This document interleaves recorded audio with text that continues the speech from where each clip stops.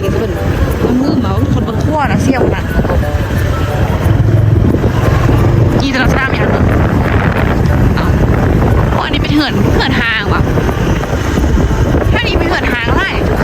แต่ว่าส่วนอย่างกันไล่กันเนาะค่ายทรงก็จะประมาณโล60,000นี่แหละค่ายทรงเลยทุกคนโล60,000ถ้าว่าขวยยังค่ายก็ประมาณโลนึง90ปลายพันเนาะโลนึง95,000สบายดียินดีต้อนรับเข้าสู่ซองของมีนาซาลมพบางเด้อทุกคนเลยสบายดีกันตอนบ่ายนะทุกคนเนาะนี่เป็นเวลาประมาณ1 โมงกว่าทุกคนเอาสิพากันออกไปลิ้นกับหมูต่างๆเนาะอยู่พูทุกคนเลยไก่และยูหนาใส่ทุกคนเนาะเป็นแบบบานที่แบบว่าแบบซอกลีกจากหมูเลยทุกคนอยู่แบบถือว่าอยู่ไก่แฮเนาะก็คือ เป็นทางบ้านแบบทางบ้านคือบ้านมินาเลยทุกคนคล้ายๆแบบเป็นส่วนบทเนาะเขาจะเฮ็ดนั่นเฮ็ดนี่ปกติเลยแต่ว่ามื้อนั้นเพิ่งกลับมาลิ้นนำกันเลยว่ามื้อนี้เฮาก็บ้างนิดนึงทุกคนเนาะทำอิฐกับว่าสิพากันออกไปตอนเช้าแต่ว่ารู้สึกว่าไปยอดยางมันเมื่อยทุกคนเนาะเพราะว่าเขาคิดอย่างเราตอนได้ท่ายอดยางพอเมื่อยแห้งก็เลยว่าสิได้ออกไปโมงอย่างนี้เพราะว่าตอนเช้าคุณก็บ่ค่อยบ้างเลยเนาะทุกคนเนาะเกี่ยมตัวส่วนไร่ช่วงนี้ก็คือบ่ค่อยได้แต่งตัวเลยทุกคนอยู่แต่เหือนแบบเพชรเซอร์ซ่าขนาดเลยเพราะว่าขี้ขาดนะทุกคนเนาะสุดยอดยางมากันมานอนพักผ่อนตื่นอีเทือก็ประมาณ2-3 โมงแรงเนาะทุกคนเนาะเดี๋ยวตอนนี้ก็สิพากันออกไปนะทุกคนเดี๋ยวมาสิแรงเนาะเพราะว่าเขาไปก็สิได้ไปนั่งลิ้นบึ้ดนึงเลยทุกคนบ่ได้ไปแบบสร้างอีกอย่างไรแหงนะเพราะว่าต่างๆอยากแบบไปลิ้นไปย่างมาได้หั่นนะไปเดี๋ยวออกไปกันทุกคนเดี๋ยวไปเจอกันตอนออกไปทุกคนเลยเบิ่งทางออกมานะทางเข้าไปนาใสนาใสบนใสอยู่ฝั่งทางด้วยกันเนาะใครแล้วว่าแบบเวลาเข้ามาแล้วมันสีเขาก็เจอรถใหญ่รถนี้ยังไล่ขนาดไล่ไอ้แอนพวกที่พูดเลยเจอรถใหญ่ส่วนไปเลยกันเดินใหญ่มาเลยปุ๊บมันจะแคบทางเลยทุกคนคล้ายๆกับทางขึ้นไปนั่นเลยทางขึ้นเบี่ยงเลยเนาะ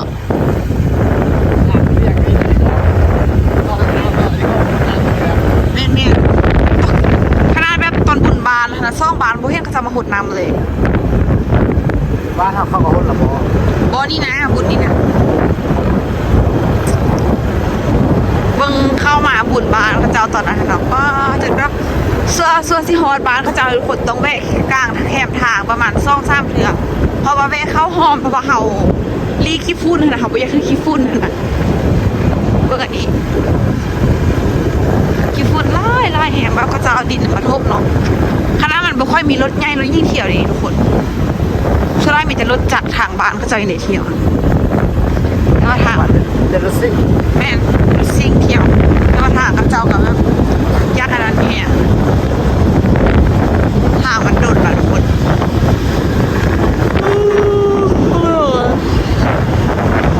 เสื้อมันตุน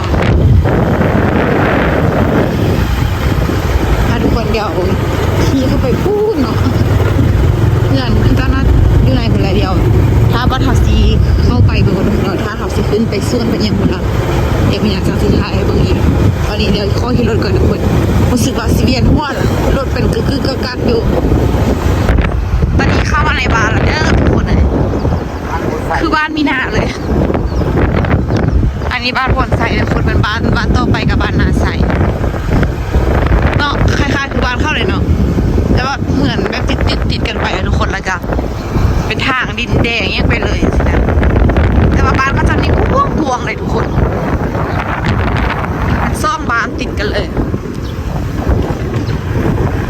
เครื่องระพีก็มีแต่ซ่องบ้านแต่เป็นประสุดจะน่าใส่กับพลใส่เนาะหรอเอาแพทย์ก็มาทางนี่วะโอ้ทุกคนแพทย์ไม่แพทย์ที่แบบเมื่อคลิปกี้กับอูตอนนั้นเนาะที่อูกับกี้การไปพาแอนไปกินมักส้มมักเกียงอะนะพาแอนที่เขาก็ทางผ่านเลยหลังบ้านสัตว์บอกแม่นบอก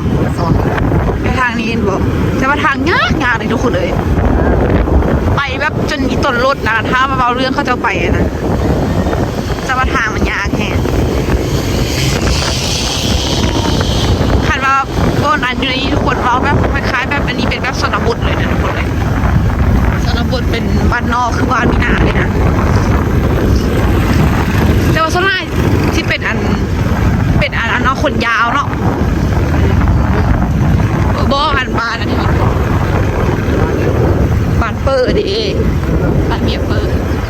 บ้านอาศัยส่วนมากจะเป็นยาวแต่ว่าบ้านที่เขาขี้กายมันเป็นปนใส่ก็คือ จะเป็นบ้านคือหมู่เลยทุกคน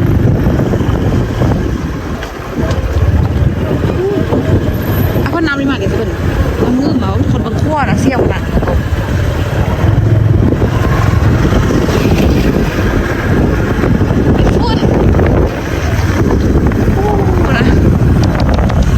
น้ำง่ายกับคือน้ำลืมคืออะไรเลยเนาะอยู่ขั้น6เลยเนาะนี่แต่ก็เห็นเขาเห็นเจ้าพวกเห็นทุกคนเห็นอะไร บ้านหลังใหม่มาเพิ่มดองข้าวจัดก่อน จากขี้ฝุ่นทางแบบอันตรายอย่างนี้ทาง หมอหลานบ้านอาศัย อันนี้น่าใส่ส่วนไรแบบซิเป็นอะไรเลยทุกคนเป็นยาวหมดเลย คนลาวที่ส้นน้อยเนาะนอกจากแบบมาเอาพวกเอาเมียอยู่พี่สินะเข้ามาในบ้านแบบเหมือนติดกันมือไข่ได้แบบขี่มาแบบบ่มีรถใหญ่ผ่านไล่คนที่มีเมื่อกี้คันนึงแต่ว่าขี้ฝุ่นก็อบอวดเอาแท้ว่ะไปขี่ไปฮอลแล้วทุกคนไปแวะเหือนพูดแล้วก็เดี๋ยวจะค่อยขึ้นไปฟาร์มกันเนาะไปฟาร์มขึ้นไปสวนกันกี่ตลอดน้ำอย่างนั้นอันนี้เป็นเหือนหางว่ะถ้านี้เป็นเหือนหางไล่แต่ว่าส้นยางกันไล่กันเนาะเข้ามานี่แบบมีแต่ส้นยางมาเลยไล่คุณยุทธาผลโมลองซานนี่ไงทุกคนนี่นะทุกคนเบิ่งไปแคมทานนี่ก็คือเป็นส้นยางหมดเลยนะงานทานนี่เขาจะแบบมีน้ำมีเนาะมีน้ำมีบางน้ำง่ายตลอดเลยทุกคนมาสุดทางเลย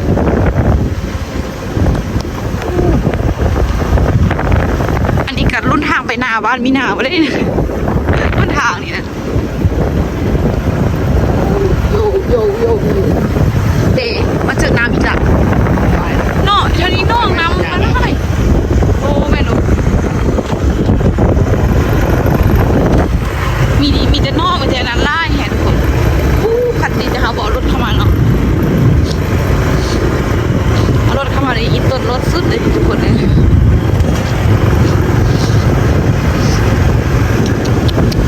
ขี้ฝุ่นก็พอขี้ฝุ่นนะถ้ามันก็ดีทุกคนแต่ว่ามันมีหินน้อยเนาะหินนะแล้วก็จะเอาหน้าจะมันเข้ามัน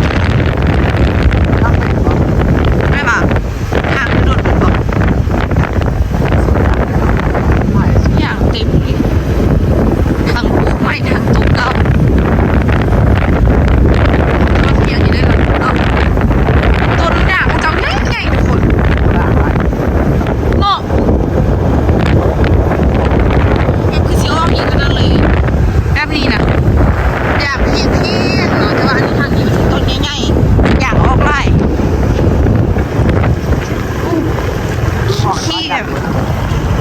ขี่มานี่แทบจะบ่มีรถเขี่ยวทางเลยทุกคนเนาะสไลด์มันจะแบบตอนเช้ามันบอกว่าฮอลบอลซื้อยาอะไรยาโคขึ้นไปเดี๋ยวเพราะว่าทำสิให้ลงมามันก็ยากนะทุกคนทางมันก็ไกลเติบอยู่เจ็บท้อง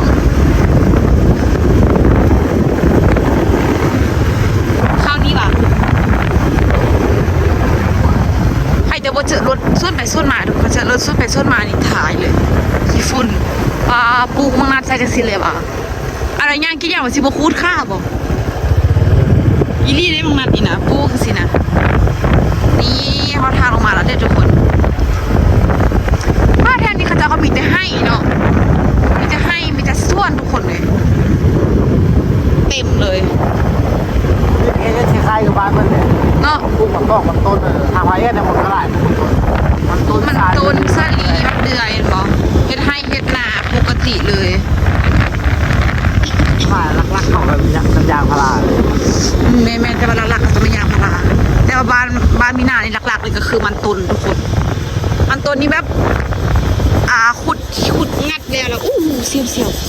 ขุดแล้วงัดแล้วก็ปลูกต่องัดแล้วก็ใช้ปลูกต่อเลยจังซี่นะ รถมาเที่ยว นี่ยางโควิด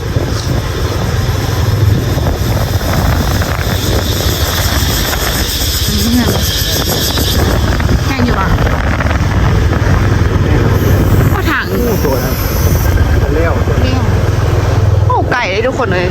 ถ้าย้อนแบบเขาเจ้าเที่ยวเมื่อกี้กี่จานรถบ่ได้นอนพี่ได้เนาะไอ้เที่ยวขึ้นเที่ยวลงมันก็ไกลจากบ้านแห่เลย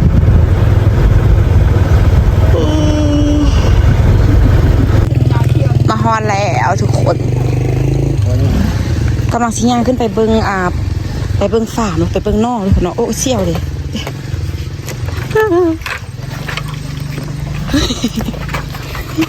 ยางโยนเหมือนกันโอ้เขาจะปลูกเส้นหนานี่เลยบ่ อันนี้เป็นมูซาลิเต้กลายมาเป็นอยู่นั้น แม่ได้เนาะสลีมันห้ากระกายไปเลย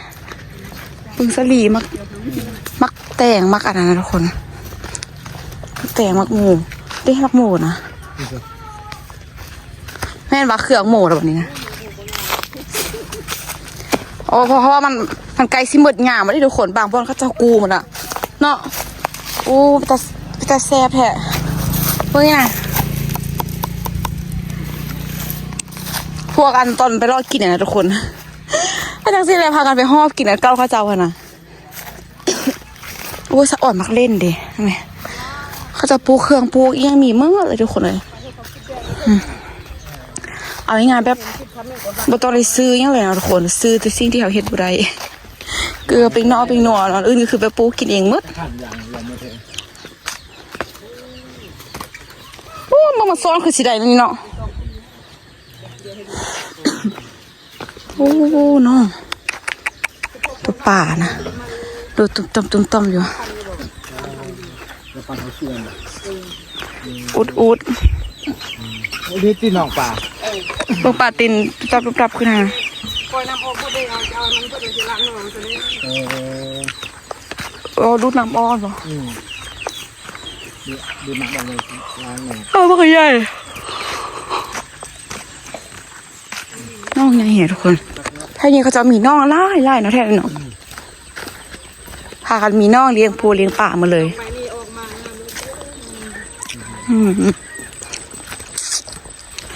หน้าฝนมาหยาบจะเห็ดหนาคือสีงามเห็นทุกคนเนาะเห็ดมาหยาบฝนอย่างแม่งนี้เขี้ยวมืดแหละงานนี้มันแรงอ่ะทุกคนมันแรงมันเอี้ยงเหมือนต้นยางกันตัวงัววะโอ้นี่จะฟาร์มเป็ดฟาร์มไก่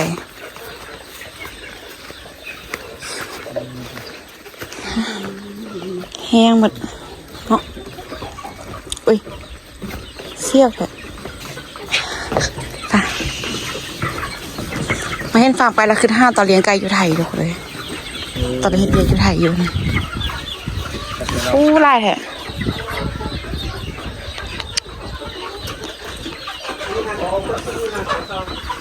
ห้ากับเข้าไปเลย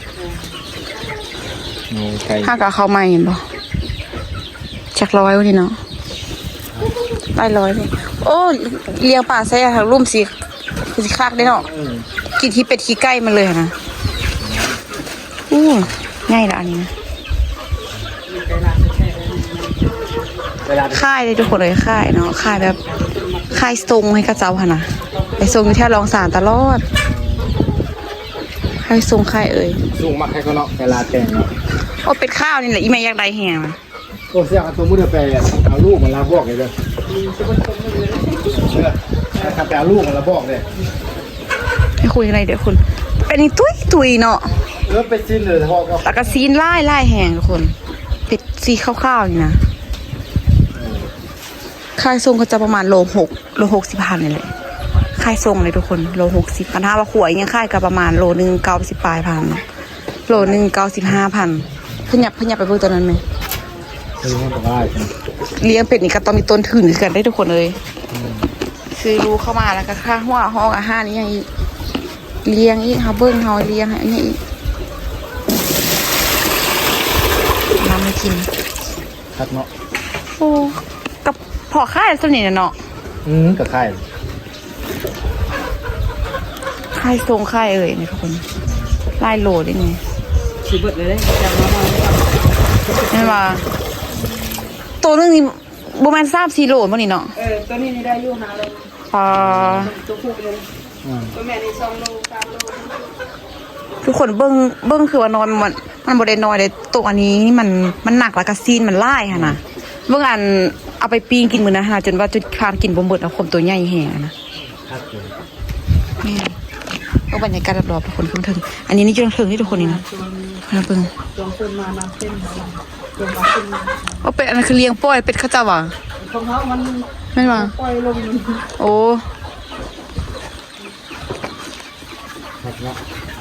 นอกนี่ป่าไร่ทุกคน โอ้ดูน้ำทิ่มเลยป่ะนี่ ปล่อยน้ำที่มันลง ว่าก็ตอนได้สิหมื่นนี่ จังไรก็ฟ้นมาแล้วได้จังไรก็ได้เนาะเดือน5 เดือน 6นี่ก็ฟ้นเริ่มมาแล้วน้ำเขาไม่ได้น้ำติ่มไม่ได้เนาะพอดีแบบเลี้ยงแล้วแบบเลี้ยงตัวป่าทุกคนแบบไปกินขี้เป็ดขี้ไก่เลยนะเนาะคือฟ้นสิตกอีกละแม่แหละบดมา4-5 มือเลยทุกคนบ่ยอมตกเสยนะ ขายเอาบนแล้วกันเหรอนั่นบอก ตัวใหญ่ โอ้เราเข้ามาไม่บอก ๆค่ายเอาหมดแล้วก็ซื้อเป็ดน้อยเข้ามาทุกคนเนาะเป็ดเอามาติเวียงแบบก็จะสักวัคซีนให้พร้อมเพราะว่าตัวนี้บ่เป็น5-6 โลเลยทุกคนตัวนี้นะใหญ่แห้งมีแต่ตัวใหญ่ๆทุกคนแล้วก็มีแต่ซีนมีแต่เนื้อนั่งเลยนะมันเฮ็ดเลือดแปลกนะแบบสุดยอดเลยซีนไล่โอ้อันนี้ตัวไก่น้อยนะเนาะแม่ทุกคนเลี้ยงแต่ไก่ลาดหมดเลย คนมาเองไก่แล้วมีแต่ชื่อเป็ดไก่ โอ้ไก่สมอมบอก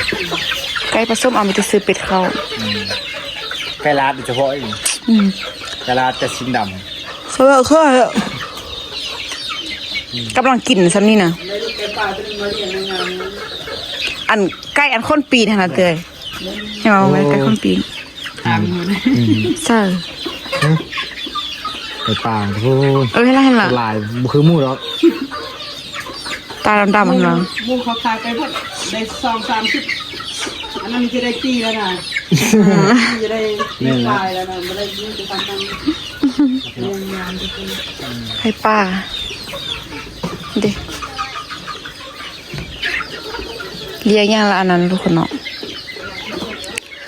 ยี่แบบว่าไก่เห่าอะแบบไก่บริสุทธิ์เนาะไก่ก็คือปลาส้มเอาทุกคนเนาะซื้อจะเป็ดมาแต่เวียงพูนสันก็ดีคือการขนาดเฮ็ดใจทุกคนเนาะแต่ว่ามันก็ต้องมีต้นทุนในมินาอย่างคือแบบยักษ์เลี้ยงเป็ดเลี้ยงไก่ค่ายอยู่ทุกคน แต่ว่าเห่าบ่มีสถานที่เนาะทุกคนเนาะอันนี้แบบสถานที่เขาเจ้าไล่นะสถานที่ดินดอนเนี่ยเขาเจ้าไล่แล้วแบบมันบ้างมาเอียงสินะคือเห่าสิแบบคันบ่มีสถานที่นี่มันก็เลี้ยงบ่ได้ทุกคนเนาะเป็ดไก่ต้องการสถานที่แบบป้อยให้มันแบบเลาะอยู่ทางไหนจังซี่นะ โอ้มั่วเลยเชื่อได้เผื่ออยากสนใจแล้วอยากได้แล้วบอกใกล้ ค่ายให้ทุกคนค่ายก็คือละ60,000โอ้น้องนี่จะสิไปทางมองนะคือว่าตัวนั้น สมองกับไก่เนาะ ดีเนาะผสมใดเนาะได้ไล่นะพุ่นน่ะก็ไล่แล้วก็ให้มันง่ายจังน้อยแล้วก็จะค่อยเอาไปพุ่นสิวะ เขาแยกเขาลง เชื่อได้เข้าคอมง่ายฮะ อันนี้เราบ่มันตอดกันนะไปดีก่อนมันเนี่ยขัดเอาไปได้ไงจำเดียวครับ เจ้าแก้มเนี่ยเขาต้มน้ำลูก โยข้าวเสียวโอ้ปลาไล่ทุกคนเลยคากเลยแบบข้าจะปลาส้มใดทุกคนเนาะนี่ ต้มน้ำเส้นประมาณ เลี้ยงไล่อย่างสิแบบเลี้ยงค่ายโดยเฉพาะเลยทุกคนเราเลี้ยงเหือนแบบเลี้ยงมาอยู่ไปกินยามแบบเฮ็ดให้เฮ็ดหน้าทุกคนเนาะยามดำให้ดำหน้ากะเอาไปสังหารพ่อนี่ตัวดีจิบเคียวนะพ่ออย่าพีคือไล่เลยนี่ทุกคนผู้ได้มาเก็บเคียวเอาใบไปต้มไปอมฮะนะ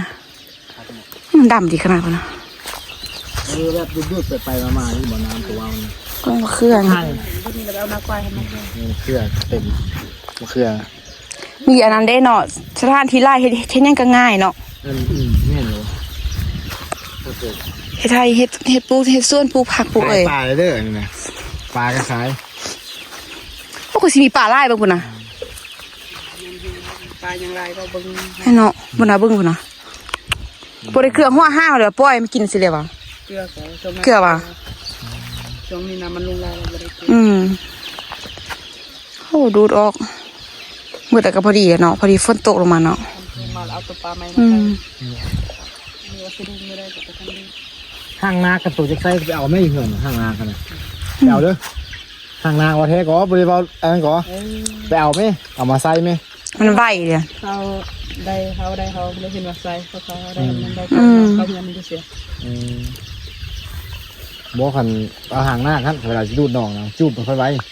ห่างหน้า เบิ่งตัวเป็ดคือนกย่างเลยบุญจริงๆเนาะ ตาย คือนกกระย่าง เนาะ ไล่แห่ทุกคน เบิ่งอันนี้ก็มอกครับเลยนะ บรรยากาศดีขนาดเย็นนะเหมาะเจาะขนาดเลย ก็อยู่สิ เนาะ สุดละตัวนี้แบบอยู่เหือนปลูกเหือนยังอยู่พีแล้ว อยู่สิพอละ อยู่แต่น้ำเป็ดน้ำไก่เฮ็ดกินเส้นอยู่เส้นยางอู้ทุกคนเลย เบิ่งส่วนยางกันพวกนี้ส่วนยางกับกระไรคนน่ะ คุณน่ะแม่มาเลยเป็นบ่ ยางเป็นตะขีด3,000 แบ่งกันกรีดป่ะ ปั่นกระยาวขีดให้กระยาวขีดได้ เอาแบบได้ให้เขาจะกรีดแล้วแบบอัน เอาขีดได้ ปันเครื่องมันบ่ มันคือเอาขีดนี่นะ โอ้ไม่บ่ แล้วก็เอาขีดได้1,000 พอดีกรีด2 คน1,000อ่ะน่ะ แม่นพอดี บ่เมื่อยแห้ง แต่ว่าพี่อย่างไงเนาะ คือรุดเลาะส่วนได้แน่ เขาไม่โอเค คิดว่าของเจ้าเพียงซะเนาะ นี่ถ้าเขาพ่อเสียง บ่เพียงก็ตัวกรีดอยู่หั่นน่ะมันเป็นภูเอา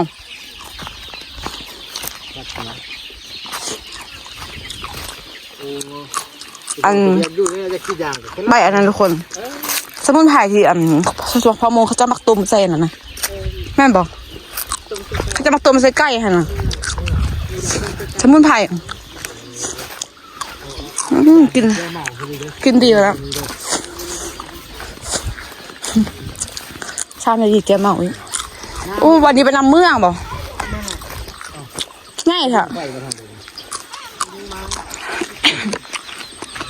ส่วนมากอันทุกคนส่วนมากหมูแต่ว่าเขาจะเริ่มลือไปละปูผักปูยังสบายนะทุกคนเลยนำกันเป็นน่องนะทุกคนน่องไงสะดวกสบายแบบไม่มีแห้งเลยอ่ะทุกคนมีแต่ดูดทิ่มแล้วก็แบบเปลี่ยนใหม่จังสินะโคตรมากเลยทุกคนเลยบรรยากาศอยู่แบบมีทุกคนแบบมีน่องเนาะเลี้ยงเป็ดเลี้ยงไก่แล้วก็เฮ็ดส่วนโอ้ภาษาหน่อยนี่เก็บกับตำหู้มา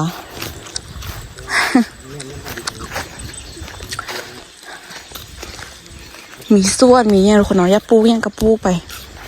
สะดวกสบายอย่างนำกันไล่อีกในมาอยู่แบบนี้นี่สุดยอดแล้วทุกคนเลยอยู่กับธรรมชาติอยู่ลำเป็ดลำไก่เลยทุกคนเนาะเจ้าเพิ่งกำลังจะสร้างเหือนอยู่ทุกคนแต่ว่ายังไม่ทันแล้วเถอะ อันนี้ก็น้องปลากันมาพี่คือบริยินเสียงตัวจักจ้านนะเพื่อนเนาะมาอยู่บ้านเฮาแล้วว่าเสียงดังน้องตัวเต้ ของรวมจะได้หากินกันหากินได้ โง่นี่บ่ก็อย่ามาห้าก็ห้าได้เบิดมันบ่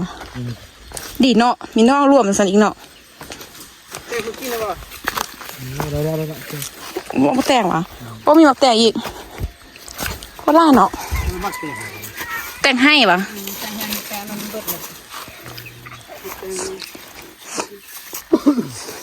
โอ้เป็นไล่ได้เนาะ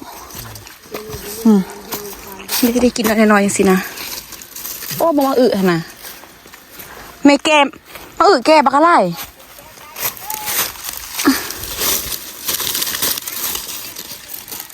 ปลาไปกินด้วยเนาะเป็นไปเลาะกินมากนี่เนี่ย ยังบ่งามสำนี้สนะเขาไปรอกินเหรอนะ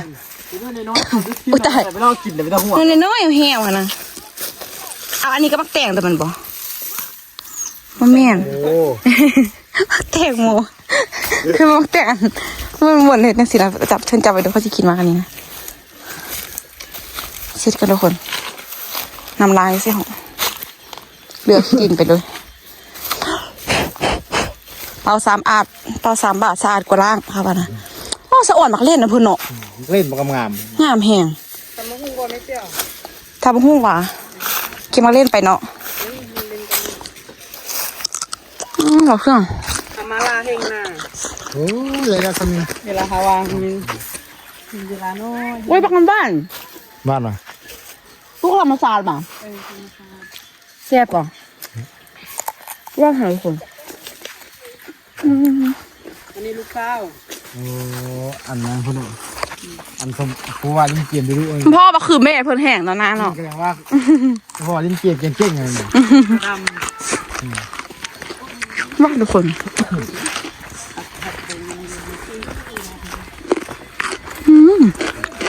โอ้มันก็จะดึงไฟเข้ามานะคม นี่เที่ยวเนี่ยเดินไปเขา โอ้ดึงไฟเข้ามาเลยเนาะเพราะว่าเพิ่นปลูกเหือนนี่ดิทุกคนเพิ่นปลูกเหือนนี่ก็เลยมาดึงไฟเข้ามาทางนั้นเลยโอ้ยามพี่นางมันได้ระบางสุดเลยทุกคนไทยนายานไทยไปดันอันรถไปต่ำใส่ทันทุกคนเนาะข้างนะทุกคนมากแห่แบบนี้นะแบบได้มายู่มากินสิทุกคนเนาะแต่ว่าเพิ่นยังไม่ทันได้มาทันมานอนทุกคนเนาะมีแต่เที่ยวเมื่อกี้ดูกี่อย่างเที่ยวมาบนส่วนสินะเพราะว่าเพิ่นยังอยู่ในบ้านพูดดูได้เที่ยวเอาอย่างมักแบบนี้ทุกคนใครมีดินมีร้อนแบบนี้มีหนักกระซิยูแบบนี้เลยเคยลงกับตุนตาลว่าขันแบบได้ไปยุ่ส่วนยังให้อยู่นานทุกคนแบบไปเลี้ยงใกล้แล้วกะปลูกปลูกนี้สินะค่ะมังหัวข่วยแค่นี้เขาจะก็เลี้ยงข่วยไล่เนาะมีแต่ข่วยเนาะเข้ามาเนาะคอยเห็นงัว ำได้มูนะคะนี่มันมีพันนะมีจมูกคน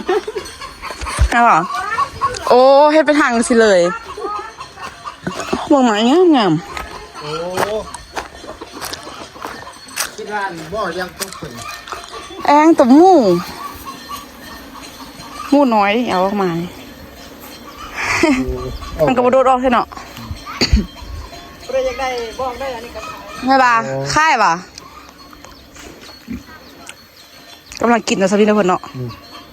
หอดประ30-40 โลนี่ พอดีปิ้นนะสำหรับ เพื่อนหอดประ30-40 โลหอดป่ะ20 โลเนาะ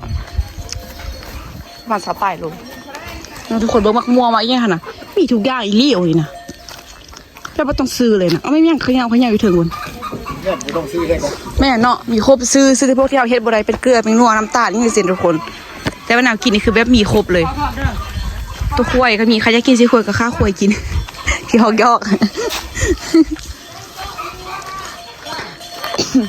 เท่านี้ก็จะมีอันนั้นไล่ทุกคนมีน่องมีอย่างนั้นนะดีที่แบบมีน่องส่วนตัวแล้วก็แบบมีเป็นน่องแบบส่วนรวมสินะมีคนเอาน่องส่วนรวมอยู่ตัวนั้นเนาะแบบเป็นน่องส่วนรวมที่แบบว่าพยักมาห้ากินกับมาอันสินะเนาะ โอ้ยมักม่วงพี่นางเป็นคนที่แบบเวลาเห็นมักม่วงแล้วจะกินแฮทุกคนจะกินส้มนะต้นมะเผ็ดว่ะ กำลังจะใส่กระตับ โอ้ เคยเบาคิด 9 ว่ะ กาว โอ้ยคนจะได้ไปปลูกเลยเนาะโอ้เพิ่นเอาอันนั้นเข้าไม่เอาดินเข้าทุกคนเอานี่เอาดินเข้าเอาอย่างเงี้ยเข้าอะไรทุกคนนอนรวมนะแต่ว่ามีหนาบ่คือจิบุการทุกคนคือที่จะมีตัวปิ่งนี่ล่ะเพราะว่ามันมีตัวข่วยเนาะ ใหญ่ไปจ้างกับกินงานเลย ลงไปลุ่มว่ะพาทุกคนเดี๋ยวไปเอาเครื่องยังใส่ไม่เสียเพื่อลงไปทางลุ่มพูดเนาะมาฮอนเฮือนแล้วตอนนี้ได้ข้องตอนมาทุกคนเนาะมักแตงมักลิ้นแล้วกับแตงโมคุณแตงโมได้2 หน่วยเพราะว่าเอามาบ่ไหวทุกคนเลยเอารถจักรไปเนาะตอนกลับมาเนี่ยทุกคนป้าทุกคนเบิ้งสภาพนี่นะเด้อฟังเด้อมาฟังนี้ขี้ฝุ่นทุกคนเนาะเสื้อจนแดกหมดนะทุกคนขี้ฝุ่นไล่แห้งเมื่อกี้ฝุ่นเปื้อนบางทีข้างข้ามีนาพุ่นนะทุกคนจนแดงหมดเลยนะบนกระเป๋ายังมีนาพุ่นนะจนแดงหมดเลย พอมาเจอรถใหญ่ ออกมาเจอรถใหญ่2-3 คันนะพุ่นเนาะแล้วก็รถจักรพอดีแบบเขาจะเลิกเฮียนเลิกกาดมานะทุกคนจนแบบหน้าตาพ่อมันยิ่งจนแบบแดงเลยนะผมว่านะเบิ้งที่ท้องแตงโมเลยทุกคนดูนะอันนี้ฮะเราใส่ทางล่างมาอู้ปนักกันอย่างแตกเนาะมักเล่นนะทุกคนเนี่ยไล่แห้งกินมักแตงมักโมทุกคนเนาะกินมักโมกับมักแตงให้เนาะอิ่มแท้อิ่มมามีหนาจนแบบว่าปวดอันนั้นทุกคนปวดเป่าอย่าเข้าห้องน้ำแห้งเพราะว่ากินมักโมไล่แล้วมันเป็นน้ำทุกคนเอามักโมมักแตงนะแต่ว่าเครื่องมีหนาแบบเปื้อนมาเลยนะพวกน่ะป้าบอกห้ากระเห็นก่อนนี้นะสมพ่อว่าขี่รถออกมาทุกคนเขาจะเบิ้งแถวเบิ้งว่ะพ่อบนเมื่อเครื่องมีนาสภาพแบบปุ๊บเป็นเอาเลยทุกคนเลยขี้ฝุ่นไล่แห่แล้วข้างหน้าว่ามีนาหน้าหางล่างทุกคนเลยตอนไปยังบ่เจอรถนมปะตอนกลับพุ่นนะอันตรายขนาด คือฮะเห็ดยังห้าก็ซื้อมาจะเอาเห็ดมาแต่ใส่มาค่ายหมดทุกคนเลยนี่ย้อนเหือนเราแต่ว่าไม่คูณไปฮับน้องไทเกอร์ทุกคนแล้วเพราะมันสักกะไปตัดหญ้าอยู่อันส่วนคลองเบาทองทุกคนเนาะก็เลยว่ายังบ่ทันได้เข้าเหือนเทือตอนนี้นะจะสิพากันท่าไม่คูณเพราะไม่คูณท่าพาไทเกอร์ไปท่าออโต้เนาะเพราะอู้กับไอตัวยังบ่ทันมาฮอเทือน่าสิอีจากม้อยบ่ได้ทุกคนไกลน่าจะไกลสิฮอละมาเดี๋ยวคลิปนี้จีข้อตัวลาไปก่อนแล้วทุกคนมาเทือกะสิเอาไป5แม่คูณอยู่น้องเนาะเพราะน่าจะไปเอากระเจทุกคนเพราะว่ากระเจบ่มีเดี๋ยวไปเจอกันคลิปหน้าทุกคนจะได้กับฟ้าทุกคนกดไลค์กดแชร์กดติดตามเพื่อเป็นกำลังใจในการในคลิปต่อไปในเด้อคลิปนี้ข้อตัวลาไปก่อนไว้เจอกันคลิปหน้าบ๊ายบาย